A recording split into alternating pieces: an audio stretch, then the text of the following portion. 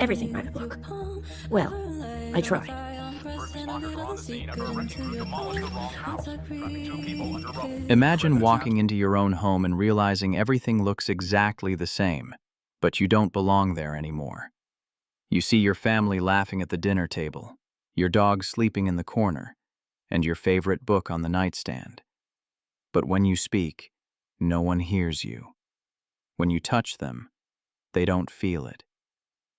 Now imagine that this isn't a ghost story. It's much worse. It's the story of how a single lie can erase your entire existence while you're still standing in the room. This is what happens when the person you trust most decides that you are the one who never existed. The day started out like any other Tuesday. The sun was hitting the kitchen floor in those long, golden rectangles that usually make the house feel warm and safe. I remember the smell of burnt toast and the sound of the neighbor's car starting up across the street. It was all so normal. But then, I found the envelope. It was tucked behind the microwave, hidden just enough that you'd only find it if you were cleaning deep in the corners. It wasn't a bill or a letter from a friend. It was a passport. I opened it, expecting to see my husband's face, but the name underneath the photo wasn't his. The man in the picture looked exactly like the person I've shared a bed with for 10 years, but according to this little blue book, his name was David Miller, not Mark Evans. My heart didn't just beat faster. It felt like it stopped entirely. I stood there in the quiet kitchen, holding this piece of paper that told me my entire life was built on a foundation of sand. Every vacation, every late-night talk, every plan for the future. It all started to feel like a movie I was watching, rather than a life I was living. I looked at our wedding photo on the wall. Mark, or David, was smiling, his arm around my shoulder. Was that smile real, or was he just a very good actor? I started thinking back to all the tiny things I had ignored over the years.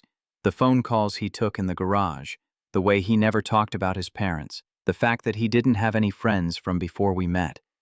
I always thought he was just a private person who had a rough childhood. I thought I was being a supportive wife by not pushing him to talk about his past. Now I realized I wasn't being supportive. I was being blind. The silence of the house suddenly felt heavy, like the walls were closing in. I heard the front door click. It was him. He was home early. I had the passport in my hand and there was no time to hide it. I heard his footsteps in the hallway, the familiar rhythm of his leather shoes on the hardwood. Usually that sound made me feel happy because it meant my day was finally starting. Today it sounded like a countdown. My hands were shaking so hard the paper made a crinkling sound that seemed as loud as a gunshot in the still air. He walked into the kitchen, a grocery bag in one arm and a smile on his face.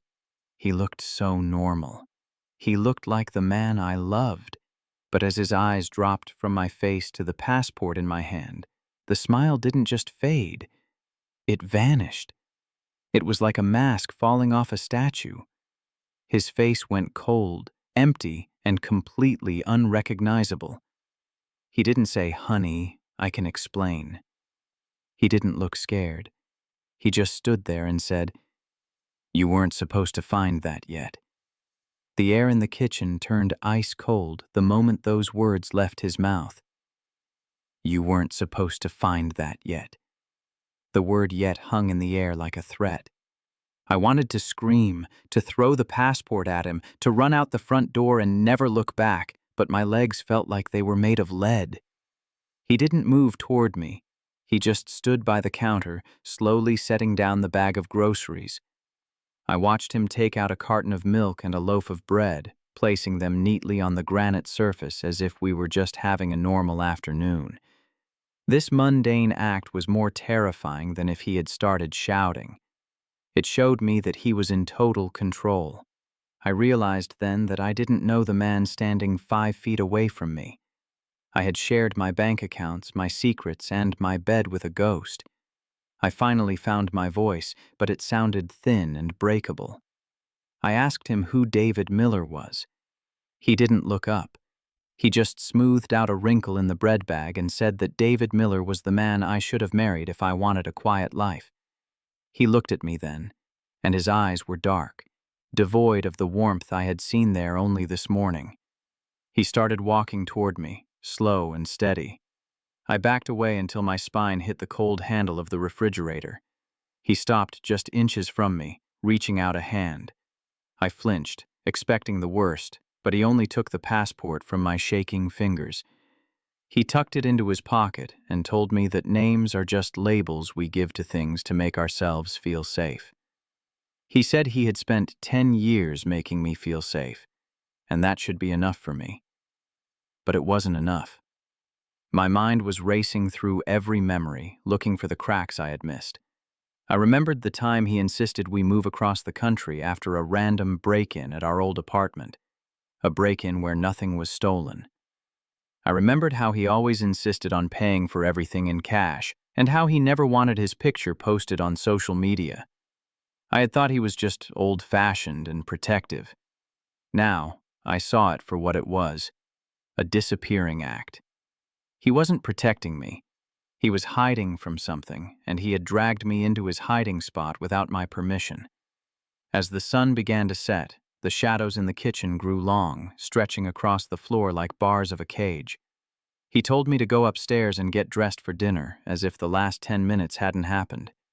He said we were going to his boss's house, a man I had never met despite Mark, or David, working for him for 3 years. He told me to wear the blue dress he liked, the one that made me look innocent. The way he said that word made my skin crawl. I realized I was a prisoner in my own life. If I tried to call the police, what would I even say? That my husband has a different name? That isn't a crime. I didn't have proof of anything other than a feeling of pure, unadulterated dread. I walked up the stairs, my hand gripping the railing so hard my knuckles turned white. I could hear him downstairs, whistling a tune I didn't recognize. It was a happy, upbeat melody that didn't belong in a house full of lies. I got to our bedroom and locked the door. I pulled out my phone, my heart hammering against my ribs, and searched for the name David Miller. Thousands of results popped up, but one headline caught my eye. Accountant missing after multi-million-dollar fraud case. I clicked the link, and the breath left my lungs. There he was. 10 years younger, clean-shaven, but it was him, and the article didn't just mention fraud. It mentioned a witness who had disappeared right before the trial, a woman who was his first wife. The screen of my phone felt like it was burning my hand as I stared at the grainy photo of the woman who came before me. She had the same dark hair, the same small smile, and the same trusting look in her eyes that I saw in the mirror every morning. The article said she had vanished on a Tuesday, just like today. My breath was coming in short, jagged gasps, and the room started to spin. I wasn't just married to a stranger. I was married to a man who deleted people when they became inconvenient. I heard his footsteps on the stairs again. They weren't hurried. They were heavy and deliberate, the sound of someone who knew exactly where their prey was hiding. I scrambled to hide the phone under my pillow just as the door handle turned.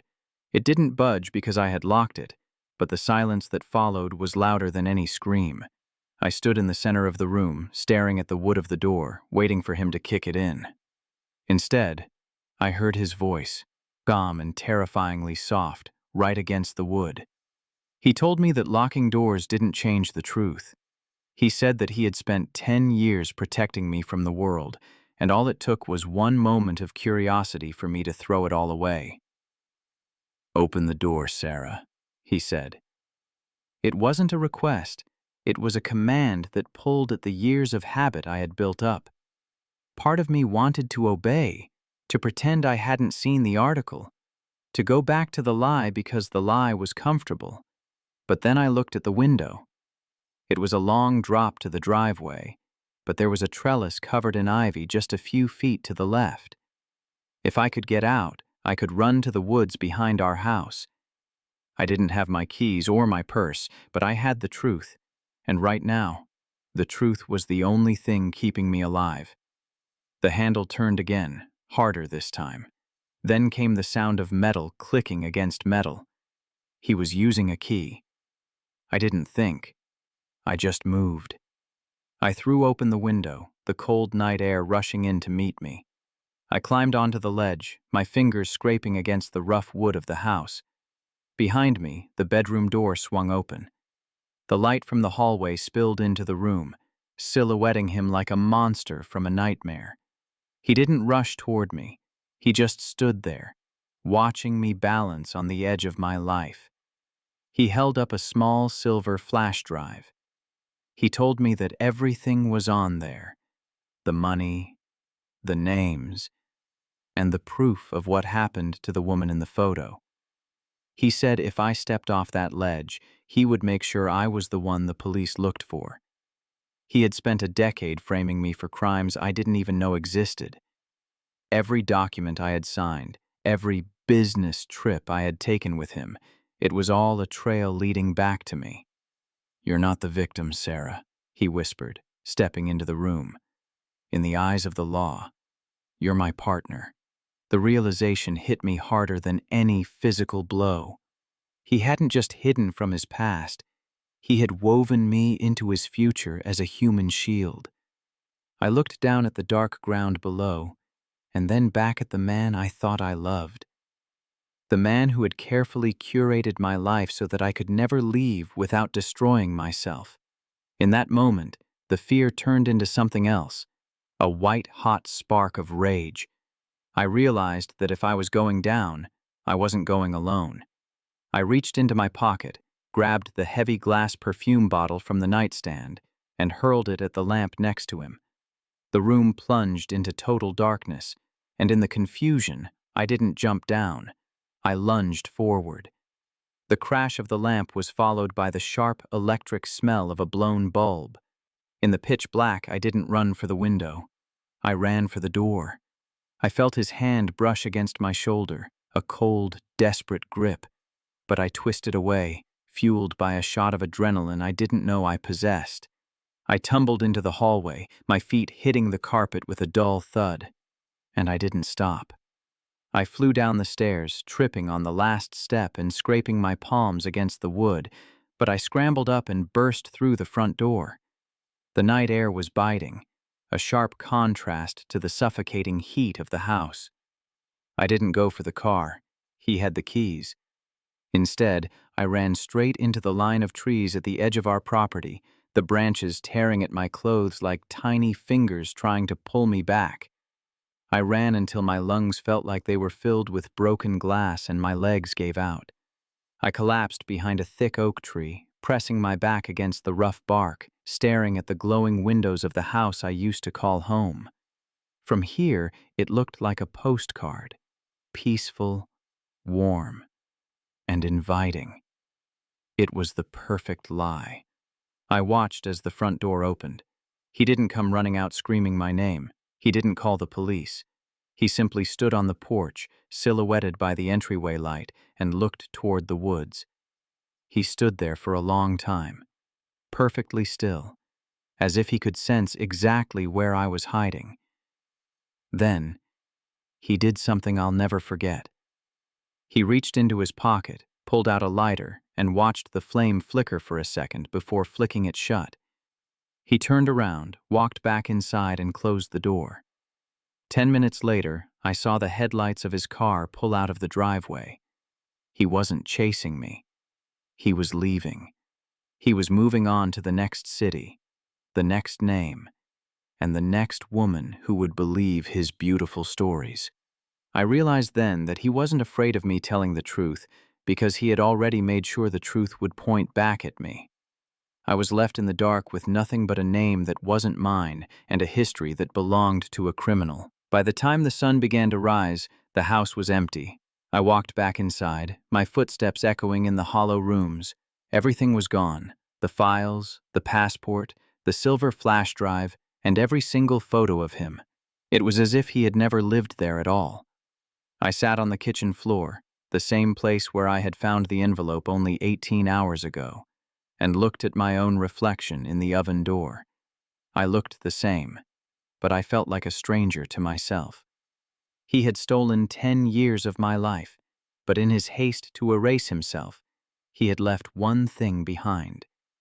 Under the floorboard in the closet, tucked away in a spot even he had forgotten, was a small, dusty diary belonging to the woman in the photo, his first wife. Her last entry wasn't about fear.